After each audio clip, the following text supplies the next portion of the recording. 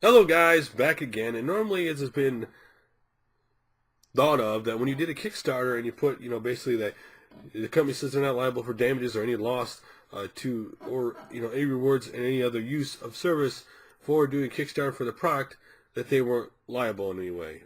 Well, that's changed today because today, basically the United States is government, more importantly, Washington State Attorney General Bob Ferguson has filed suit against Ed Nash and his Norton team, Tennessee-based Atlas Management, for failing to deliver backers the product they had promised. What had happened was Nash's Kickstarter for Asylum playing cards launched in September 2012 and raised $25,146 of the $15,000 goal they wanted. So they went almost over $10,000 over their goal. From 810 backers, at least 31 of whom are from Washington. Now, this campaign promised backers like deck of cards, signed and authentic sketches, and custom art.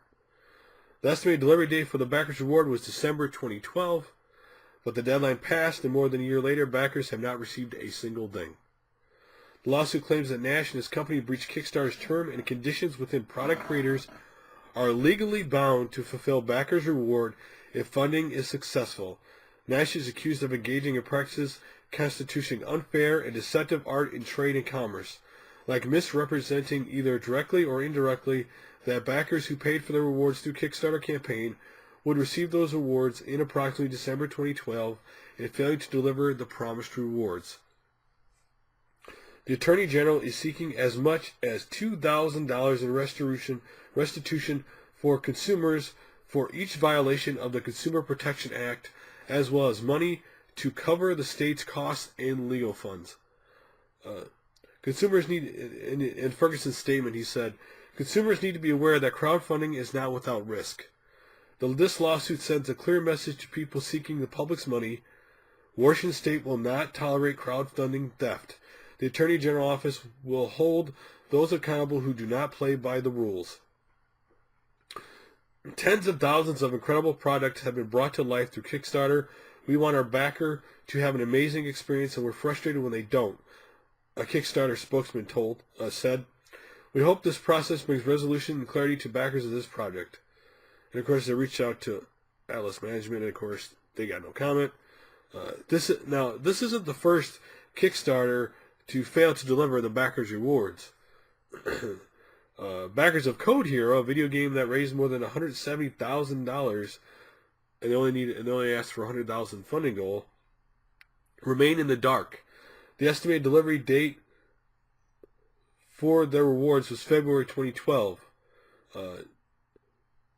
And Neil Stephen's Clang also had a snag, missing his February 2013 delivery date. The project is currently on hiatus. And here's the thing. There are legal ramifications of any contract that you put with anybody else. That you tell people that you expect them to have a product by a certain day, you are legally liable for delivering that product. Now, there's always a case of a snag. There's always a case of something goes wrong. That's when communicating to the people who funded your product is important. If you do not communicate to them and they do not get anything from you, especially since something that has been it was posted to receive on December 2012, and here we are, midway, a quarter of the way through 2014, and they still haven't got what they're asked for. There are terms and service conditions with Kickstarter or any site that you sign up with to do anything, and you must read those very clearly, because even though you could say whatever you want in that thing for the Kickstarter, if their terms of service say you need to do this, this, and this, or you're liable, you're liable. In this case, I think the Attorney General should go after these Kickstarter people who don't deliver the product to the people they're supposed to.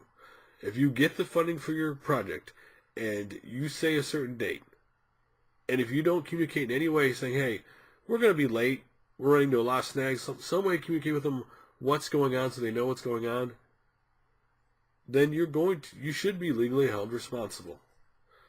To me, that's what's going to happen with crowdfunding. It's not, I know people are going to say, oh, this is going to hurt crowdfunding. No, a lot of people believe crowdfunding is very dangerous because they don't trust they're ever going to see the product. If they believe that the laws were going to protect to ensure that that product was going to get released, more people would actually probably invest in crowdfunding than they actually do. And I do think there need to be more cases like this brought up against people who go and listen. There are hundreds of Kickstarters up at any time. There Indiegogo or any other crowdfunding site you want to go to.